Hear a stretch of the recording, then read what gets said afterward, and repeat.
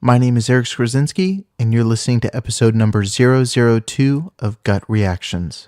The following episode is going to be discussing the Psycho franchise. Spoilers regarding the original film and the sequels may be lying ahead. You have been warned. On this episode of Gut Reactions, we're going to be talking about Alfred Hitchcock's legendary slasher film, Psycho. But before we do that, I want to talk about a few things I've been watching recently. The last few days have been pretty busy for me. I just recently went up to Fresno to visit with some old friends with my wife and my daughter, but somehow I still managed to squeeze a few movies in here and there.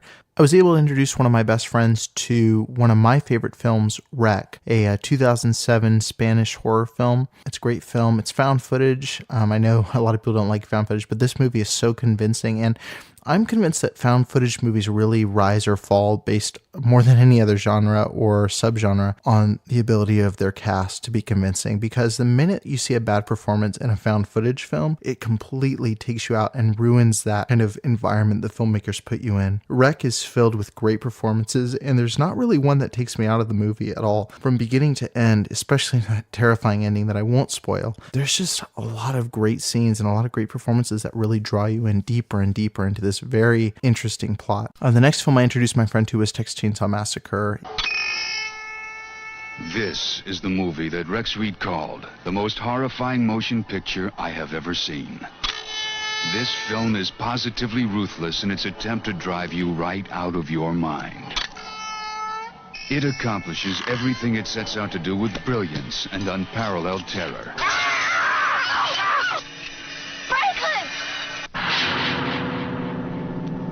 This is the horror movie to end them all. I'm not going to say a lot about that because I do want to do an upcoming episode.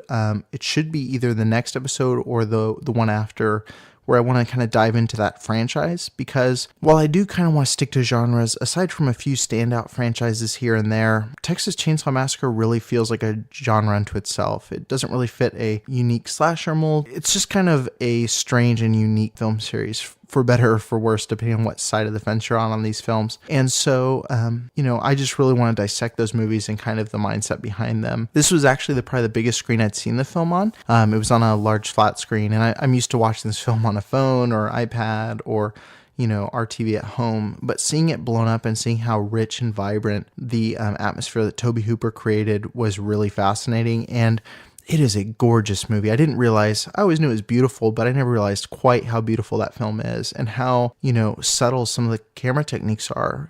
For a directorial debut, it's a really strong film, but I doubt I have to tell you folks that. Next on the list was Tourist Trap, which I already talked about in the last episode. If you missed episode number 001, go ahead and watch that. I kind of try to explain the crazy film that is Tourist Trap. And just the last couple of days, I watched kind of a mix of things. I watched The Social Network, which isn't a horror movie, but quite a good film. I watched Logan Lucky and rewatched Leatherface, preparing for the Texas Chainsaw Massacre episode I mentioned. And of course, I'm referring to the 2017 film, not Texas Chainsaw Massacre 3, of the same name. You ready for your present? Now go on now, pick it up.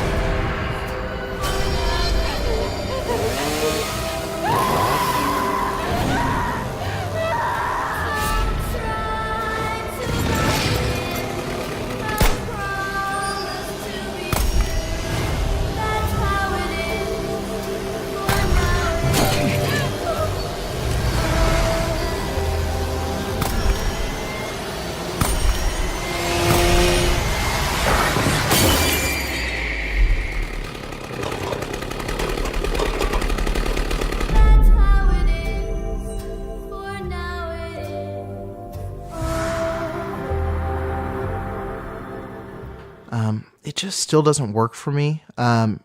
It's okay as a horror film, But man, as a Texas Chainsaw movie, it just falls apart. It really doesn't work on any level for me. And then what pertains to this episode is I rewatched Psycho for the beginning. That's Mick Garris's fourth entry to the Psycho franchise, and we'll get into that at the end of the episode here. So without further ado, let's talk about 1960s Psycho. I want you to see Psycho the way I originally made it, with every scene intact, the version TV did not dare show. The murderer, you see, crept in here, very slowly. Of course, the shower was on, there was no sound, and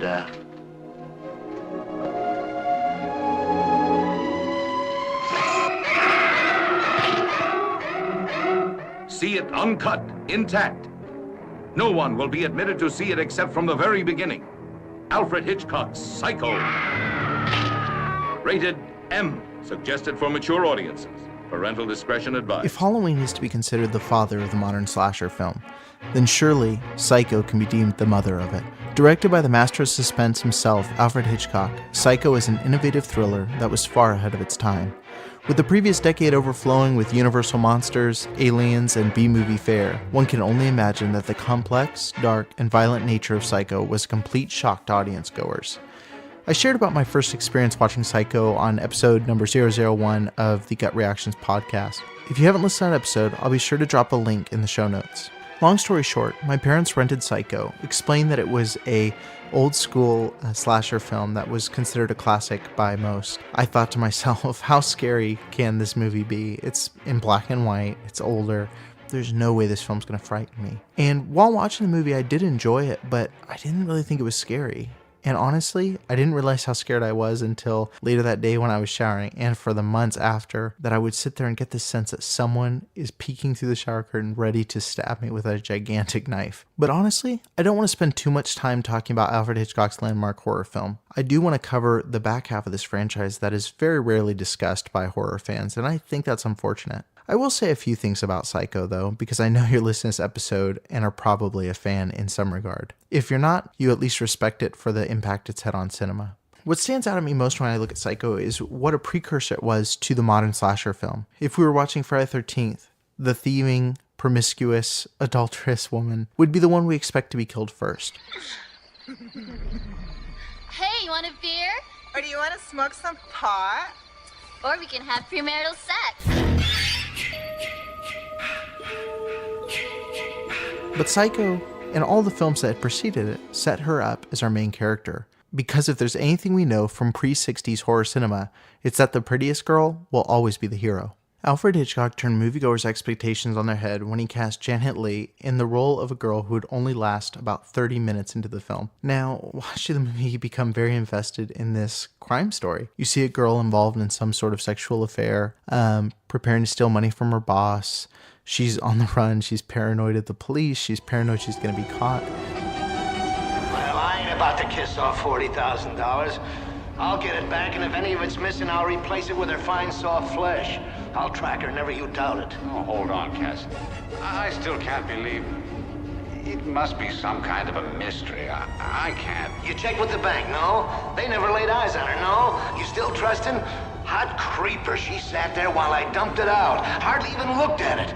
Planning, and even flirting with me. And she eventually ends up, of course, at Bates Motel. And you're expecting her to carry the rest of the film, to come across something frightening, to face off against some villain, but instead she simply takes a shower and is killed.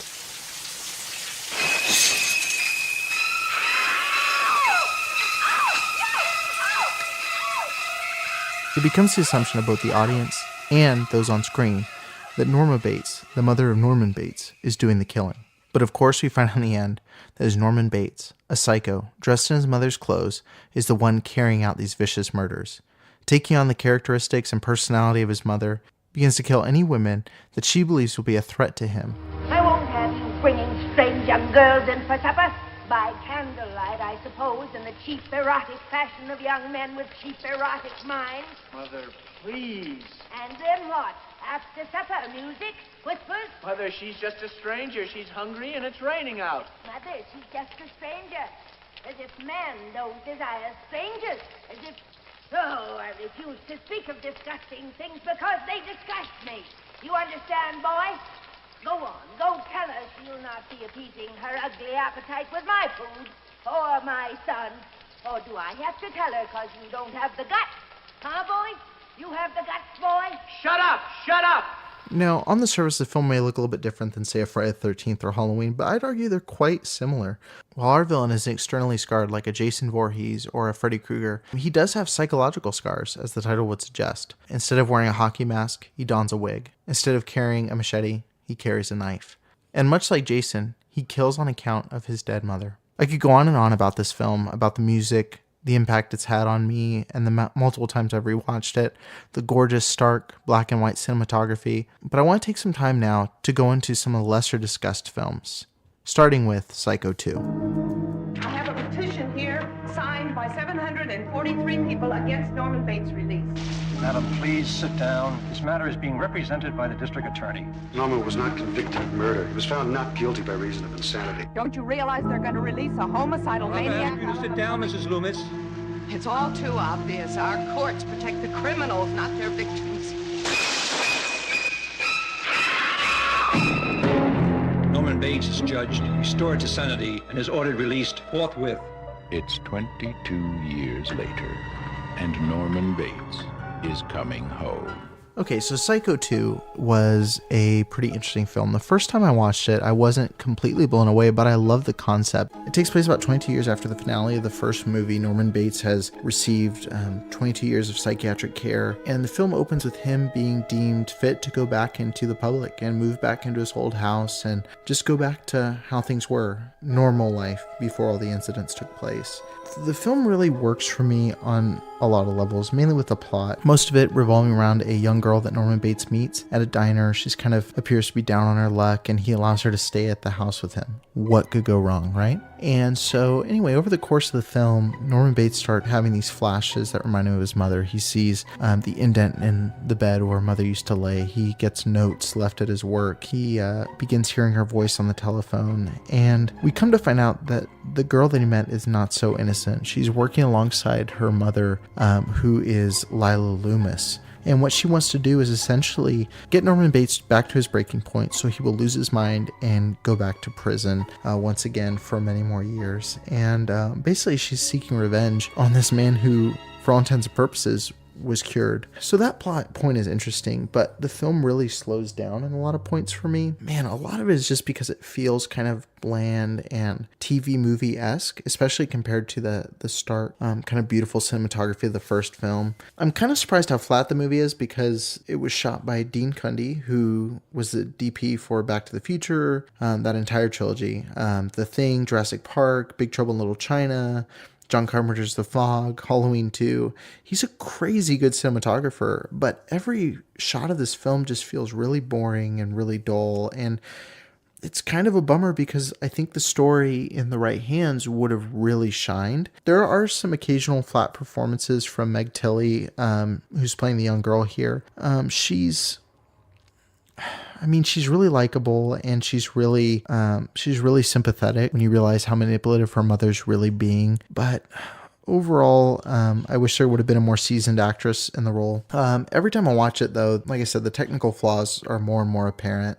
Hitchcock's Psycho usually gets a lot of respect and credit that it deserves as a landmark horror film, but I'm really bummed that the trilogy's kind of not as revered by horror fans as it should be. It's not often brought up in the conversation alongside a Friday the 13th or Nightmare on Elm Street. Now, I don't think it's at that level, but I think at least Psycho 2 and 3 are really well crafted, and they're pretty organic additions to the first film. It never feels like it goes off the rails, never feels like, the story went somewhere where you wouldn't expect it to go, but it never feels like it's just retreading the same things that happened in the first film. I really think they deserve to be seen by every horror fan.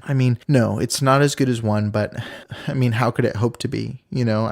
Alfred Hitchcock's film is just perfect in so many ways, but I do think that Psycho 2's a really good sequel, develops a story in a good way, and Anthony Perkins is still really good. He's also a little wooded at times, but considering this film took place in 1980s, 1983 versus 1960 when the original film came out, he still really does a good job with the character and bring it to life. I recommend checking this film out. It's a little bit slow, but I think it's a good stepping stone to get you to the next film I want to talk about, which is Psycho 3.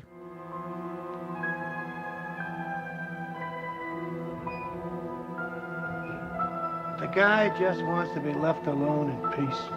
Aren't you going to take him in for questioning or anything? Just leave him alone. Norman Bates is back to normal. But Mother's off her rocker. Again. Norman, is that you? Yes, Mother. It's me.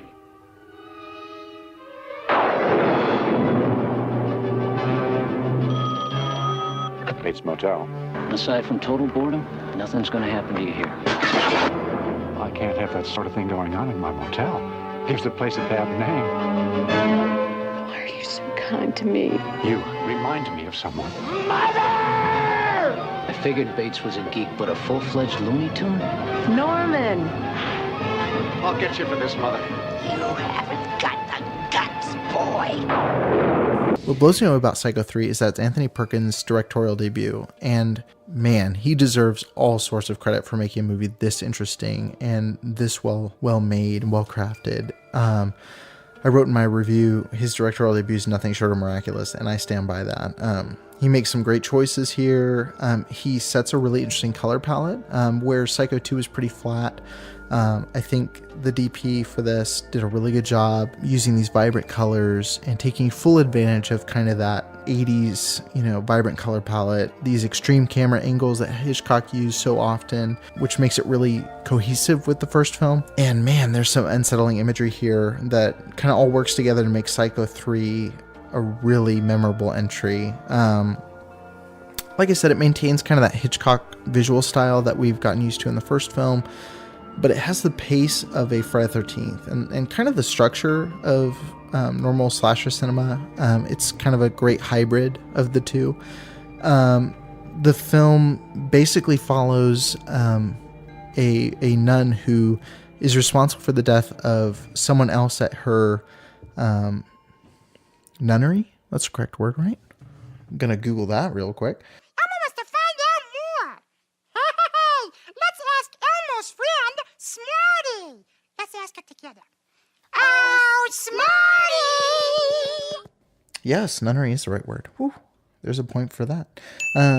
So basically this nun who is responsible for the death of another nun living inside the nunnery there, and she opens the film proclaiming there is no God and is suicidal. She's disenfranchised with religion, with people, with trusting anyone.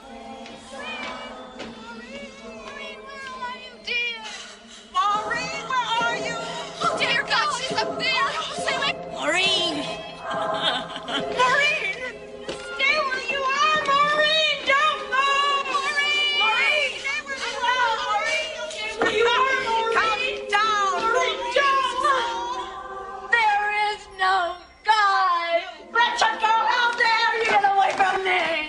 Please, Maureen, you mustn't. You have an obligation to him. And she eventually makes her way back to the hotel where Norman Bates begins developing this sympathy for her. Now, of course, Norman's alter ego, the mother, is not too happy about this. And this is one of the great twists in the film. And it's something that I think he did a great job, Anthony Perkins did, when directing, is taking things we expected and turning on their heads. So there's a scene where the nun is taking a shower or a bath. We're not sure which at the moment. And you see the outline of Norman Bates dressed as his mother. He's holding the knife. He's walking into the bathroom, and you're expecting a retread of the shower scene. And as he rips back the curtain, you see the nun sitting there. She's slashed her wrists, about to die, and is laying there just reaching out to this blurred figure. And it's a really incredible, powerful moment. And it's one of those things, and the movie's filled with moments like that just take this film to the next level for me. It is so good. There's a couple really memorable kills. Someone dies on a toilet in this movie, which is always a good thing. Just look at Jurassic Park.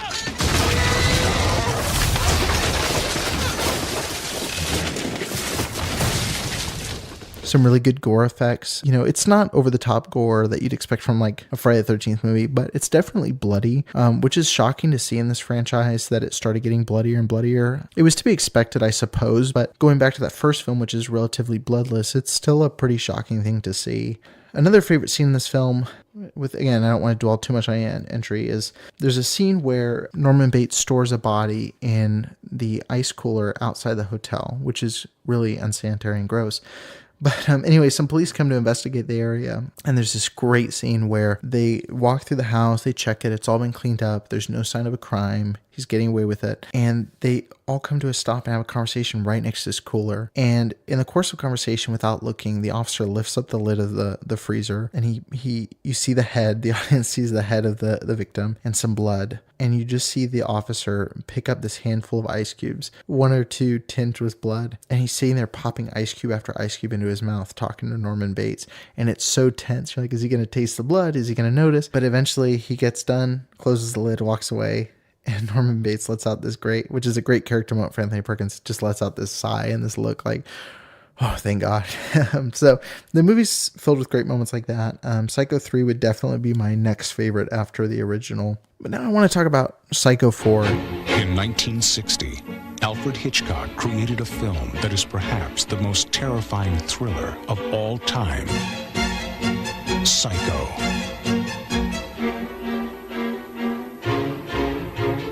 Now, come answers to the questions audiences have been asking for over 30 years.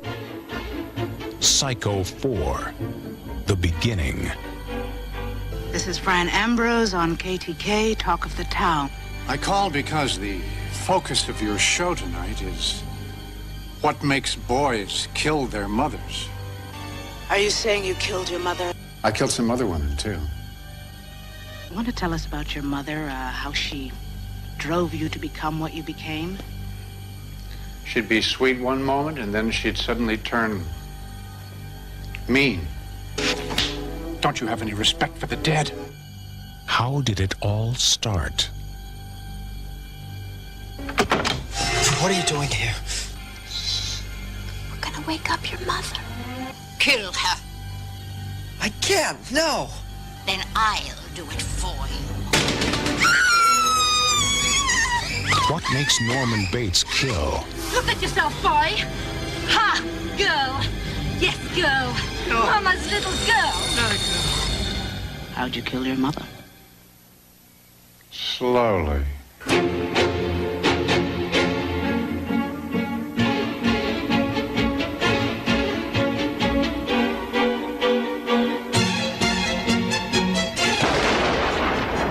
Will this be the end of Norman Bates?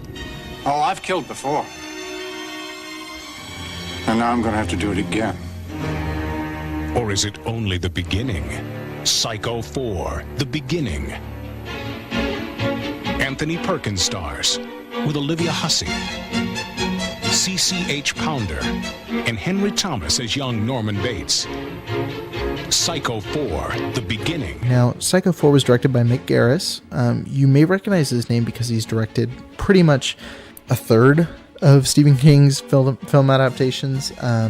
Stephen King's a huge fan of Psycho 4, and this is actually the film that brought them together. Mick Garris would go on immediately after this to direct Stephen King films like Sleepwalkers, The Stand, the TV version of The Shining, Riding the Bullet, which I love, Desperation, and recently Bag of Bones. Mick Garris doesn't always get a lot of love from the horror community, and I think that's unfortunate. I think he's a really strong visual artist. I think he creates some really solid horror sequences, some really solid horror films. As I mentioned before, Riding the Bullet, I think that movie is just fantastic. I think he's a really good storyteller. You know what? I don't think this movie can even be blamed on the cast. I think all the cast here, for the most part, aside from, like I said, some cheesy performances, I think Henry Thomas does a great job playing young Norman Bates. Olivia Hussey has really grown on me in the role. I think she plays a really frantic, really frightening Norma Bates, and she was really fun to watch this time around. I think the reason the movie doesn't work is because of what it's setting out to do. There's some good moments in the screenplay, which is to be expected. This film's written by the same screenwriter as the original, but I think it's the direction the screenwriter wanted to take it in the first place. It just doesn't work. There's something about Psycho where the more we don't know or don't see, the more scary it is. It's the argument made against most horror sequels is that the more you find out about a killer, the less frightening they are. In this film, it's just one of those things where I think the abusive relationship with Norma and Norman is best left to the imagination. I think that the specifics of what happened to make Norman, as we see in 1960 Psycho, the way he is more frightening if we have little glimpses rather than seeing kind of a step-by-step of the first woman he killed, the second woman he killed, the third woman he killed, the relationship with his mom. I don't know. I think what doesn't work there is primarily they were shooting themselves in the foot the minute they started rolling the cameras, because the story they're telling is never going to be fully satisfying. Again, I think Mick Garris did a great job with what he had, and I think the cast did a pretty good job as well. But I think these type of stories are always tricky to do right. But I think they did the best they could with what they had. Where Psycho 4 was a mixed bag, the next film I want to talk about is horrible across the board. I'm talking about 1998's remake, Psycho. When trying to pick the episode for our autopsy segment, a film that completely died and doesn't work on any level, it was not hard at all to pick Gus Van Sant's Psycho. On December 4th, Norman Bates will be watching Psycho. Rated R. In 1998, Gus Van Sant basically decided to do this art house experiment where I'm going to take Alfred Hitchcock's original movie, remake the entire thing shot for shot in color, and set it in the 90s. Why? I don't know why. So, the thought of seeing the film in a new way is kind of interesting. And the theory running around at the time was that he was going to go all the way up to the shower scene, shot for shot, and then drastically change the story from there on out. But audiences were kind of bothered to find out that he just did the whole movie shot for shot, only adding in a few choice scenes. Now, I want to talk about the very few good things before I completely rag on this movie. What are some good things? No, I think there's a couple things that with technology it was cool to see. The opening shot of Psycho where the camera's supposed to move from the Phoenix skyline down into the window of the apartment where Marion Crane and Sam Loomis are meeting. He turns that into a one shot instead of doing fades in between the shots, something that Hitchcock wouldn't have been able to do at the time, but likely would have had he had the technology. So it's cool to see him realize some things like that. The shot where the camera's spinning out of the eye and it turns into the drain. And he did these little touches like that are really interesting. Okay, so completing those two shots is the good in this movie, and the rest is pretty rough. It really starts with, a ton of miscasting. We have Vince Vaughn playing Norman Bates, which is one of the worst casting choices I've ever seen. It's not as if she were a maniac or a raving thing. She just goes a little mad sometimes. We all go a little mad sometimes. I like Vince Vaughn. I think he did a great job in the recent film Brawl in Cell Block 99. I think he does some good dramatic work, but he is not a great fill-in for Norman Bates. Just the build is wrong. His awkward kind of trying to sound like Norman, it was really bad. And he was not a good replacement for Anthony Perkins at all. You expect a certain type of character once you've seen him 4 times on screen, and to see Vince Vaughn step in and just play this kind of awkward pervert type character that you never quite trust is really unsettling. Anne Heck is pretty good as Marion Crane. She does okay with what she's given. Man, Julianne Moore's in this, Viggo Mortensen, William H. Macy. Julianne Moore and Viggo Mortensen are also terribly miscast. William H. Macy plays Arbogast. He does a decent job. He's probably the closest to what you'd expect in a recast. He kind of fits that mold. But even he kind of falls short of Arbogast in the first Psycho. But even outside the miscasting, the color palettes are really rough. They went for, okay, we're going for color. Let's really go for color. So you have 90s clothes everywhere. You've got not even just 90s attire that you'd expect, but it's like they took this like kind of artsy approach to dressing everyone. So you have stripes, polka dots, you have vibrant colors. You have everything's painted really strange colors. You've got it's just a strange color palette that really doesn't work. The biggest crime of this movie is Gus Van Sant adds things that just aren't necessary. So the biggest thing I can think about right now is that same shot as the original Psycho. Norman Bates is peeking through the peephole while Marion Crane is getting dressed for the shower. And so in the original Psycho, this was a pretty interesting moment because Hitchcock is using the moment to show that Norman Bates is so powerless and so sexually frustrated, and he's just watching from afar. He's not partaking in this activity. He's not with this woman. He's stuck in the corner watching, and before he can even act on any kind of sexual interest, his mother's going to take care of the problem. And so what's interesting in the remake is that Gus Van Sant adds in a sound effect to basically imply that Norman Bates is masturbating during that sequence, and then he finishes, puts the frame over the wall, and then it continues and goes into the shower scene that we know from the original. The shower scene is also pretty similar, aside from, I believe you see the knife enter a few times, and there is some nudity at the ending of the scene. It was actually interesting. I didn't really notice. I think it was on either Ryan Turk's Bloodcast or on Shockwaves, but I know Ryan Turk brought up the fact that, well, if Norman Bates is masturbated, there's no need for the girl to be killed because all the symbols of sexual frustration go out the window at that point. He's acted on his impulses, he's relieved himself, and there's no way that he's gonna need to murder this girl. And so just things like that where Gus Van Sant completely misunderstands the story and misunderstands the motivation of the characters. It's really frustrating for those of us who have seen Psycho hundreds and hundreds of times to see characters just portrayed in such a wrong way. It's not something that Norman Bates would have been able to do because of how powerful his other personality was on him. Yeah, I mean, if Psycho does anything, it proves that sometimes it takes a specific crew and a specific director to create a amazing 1 in a million film. There's no greater proof than seeing someone do an exact shot-for-shot remake of an original film and make it so incredibly boring and so incredibly dull and so unwatchable. I've seen the film about 2 or 3 times all the way through, trying to understand, trying to get through it and see if there's something here I'm missing. I can't even tell you how many times I've started this film only to get bored and just so disappointed 20 minutes in, 30 minutes in, and just having to shut it off because it's so dreary and boring and lifeless. And there's no magic that's there in the first film. There's no performance that makes you want to keep watching. There's no choices. I would have preferred that he would do something completely different and visually interesting than do a lesser copy of Hitchcock's masterpiece. So if we're going to pick a cause of death for Psycho, it's unoriginality. Director Gus Van Sant should have known that lightning rarely strikes twice, especially when it comes to a classic film like Psycho. Well, thank you so much for listening to my thoughts on Psycho. Stay tuned for our upcoming episodes. We have 2 really interesting ones in the works right now. One is an episode, as I mentioned earlier, speaking about the Texas Chainsaw series. I'm really excited to get into that. The second is actually one I'm super excited about. My mom is actually a pretty avid reader and has read through a ton of Stephen King's work in the past year or so. And so I'm going to have her guest on the show and discuss with her about Stephen King adaptations. So we're going to take 4 or 5 Stephen King adaptations that really work. She's going to discuss the book side. I'm going to discuss the film side.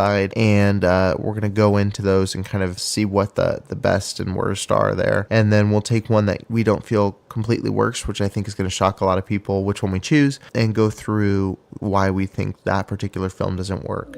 Anyway, thank you so much for listening. I look forward to getting back to you next Wednesday.